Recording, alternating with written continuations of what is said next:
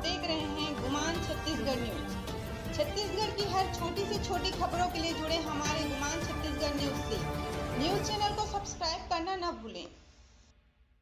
Store room में घुसा cobra, आग जलाकर कोबरा को निकालने की कोशिश। मीडिया कर्मियों ने लोगों को समझाते हुए बुलाया स्नेक रेस्क्यूअर को। स्नेक रेस्क्यूअर ने किया कोबरा का रेस्क्यू। कोरबा के हृदय स्थल कहे जाने वाले घंटा घर में मोबाइल एसेसरीज की एक स्टोर रूम में कोबरा सांप घुस गया।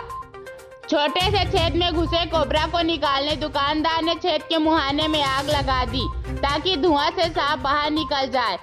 उसे ऐसा करते देख मीडिया कर्मियों ने उसे रोका और स्नैक कैचर को फोन कर सांप को सुरक्षित रेस्क्यू करवाया। दरअसल घंटा घर के पास फुटपाथ पर अनवर मोबाइल एसेसरीज की ओपन दुकान लगती है, जिसका सामान घंटा घर में स्थित व्यावसायिक दुकानों के पास छोटे से एक स्टोर रूम में रखा जाता है। जब दुकानदार सामान निकालने अपने स्टोर रूम पहुंचा, तब उसने स्टोर रूम में कोबरा सांप को देखा, लेकिन दुकानदार की आहट मिलते ही सांप स्टोर रूम के एक छोटे से छेद में घुस गया। दुकानदार ने झटपट स्टोर रूम से सामान खाली किया और कोबरा को बाहर निकालने जहोजहाद करने लगा। जब कोबरा बाहर नहीं आया तो उसने पुराने जींस पर पेट्रोल डालकर स्टोर के छेद में के मुहाने में आग लगा दी ताकि आग की जलन और धुएं की वजह से सांप बाहर निकल जाए। दुकानदार को जब ऐसा करते वहां मौजूद मीडिया कर्मियों ने देखा तो उसे समझाया कि ऐसा करने से कोबरा मर भी सकता है। समझाने पर दुकानदार मान गया, जिसके बाद मीडिया कर्मियों ने स्नैक रेस्क्यू टीम प्रमुख जितेंद्र सारथी को फोन किया और घंटाघर स्थित स्टोर रूम में सांप घुसने की सूचना दी। सूचना मिलते ही जितेंद्र सारथी मौके पर पहुंचे और सांप को निकालने रेस्क्यू शुरू किया। जब स्नैक रेस्क्यूअर जितेंद्र सारथी रेस्क्यू कर रहे थे, तब कोबरा बहुत गुस्से में दिखा।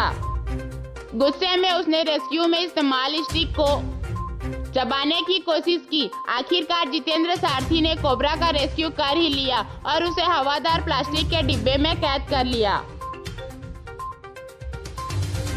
सर, क्योंकि मैं जस्ट अभी रिजदी में रेस्क्यू करके निकला ही था कि अचानक से कोसाबाड़ी के पास पहुंचा था। उसके बाद से मीडिया के माध्यम से मुझे सूचना प्राप्त हुआ कि एक घंटाघर के बीचों बीच एक दुकान के किनारे में एक जहरीला सांप निकला हुआ है, जो कि फन फैला के बैठा हुआ है।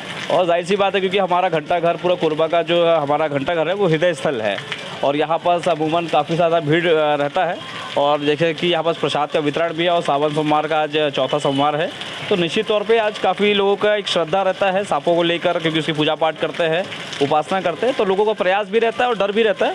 तो हमें जैसे सूचना मिली हम वहाँ तत्काल पहुँचे और पहुँचने के बाद उस कोबरा को सुरक्षित निकाला गया। और क्योंकि कोबरा को निकालने में काफ़ी मशक्क़त लगा, क्योंकि वो टीन के अंदर में था और उसको निकालने में स्थानीय लोगों की मदद मिली, उसको फाइनली निकाला गया।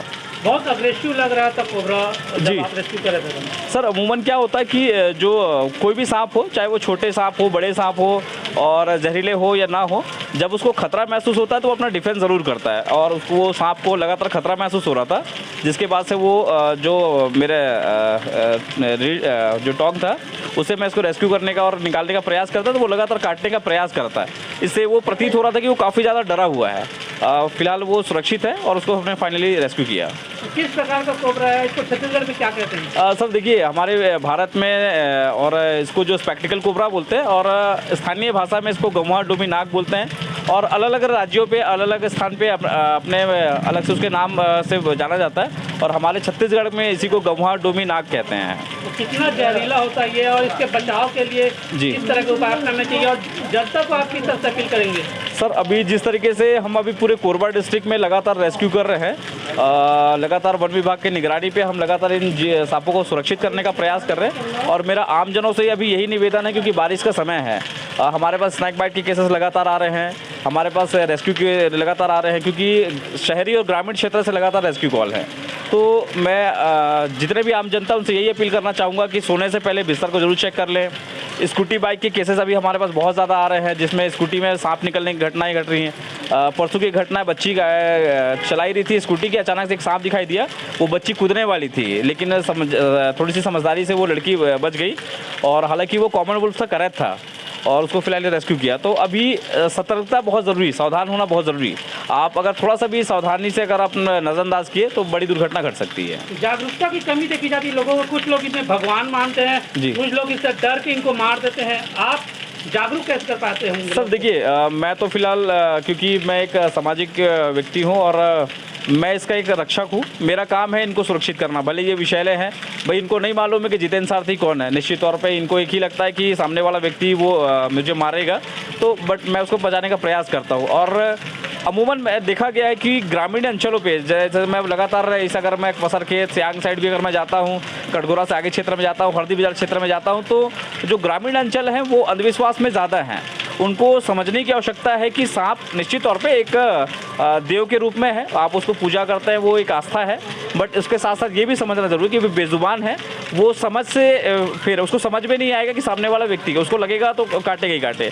श्रद्धा एक अपनी जगह है, साथ ही साथ जब हम उसको रेस्क्यू करते हैं तो हमको भी पता नहीं रहता कि वो हमको काटने वाला ही नहीं है, लेकिन हमको सावधानी से रेस्क्यू करना ज़रूरी है। तो जब एक कोई रेस्क्यूअर रेस्क्यू करता है तो उसके लिए बहुत बड़ा खतरा रहता है। तो आप सोचिए, जो एक रक्षक है उसको बचाने का प्रयास कर रहा है, लेकिन वो सांप नहीं जानता है कि वो मुझे बचाने का प्रयास कर रहा है, तो वो अपना डिफेंस ज़रूर करेगा। इसलिए ज़रूरी है कि लोगों को ये समझना ज़रूरी है कि वो सांप है, काटेगा ज़रूर। हर छोटी बड़ी खबरों के लिए हमारे गुमान छत्तीसगढ़ न्यूज को YouTube पर सब्सक्राइब करना ना भूलें, क्योंकि हम आपको दिखाते हैं सिर्फ खबर नहीं, सच्चाई।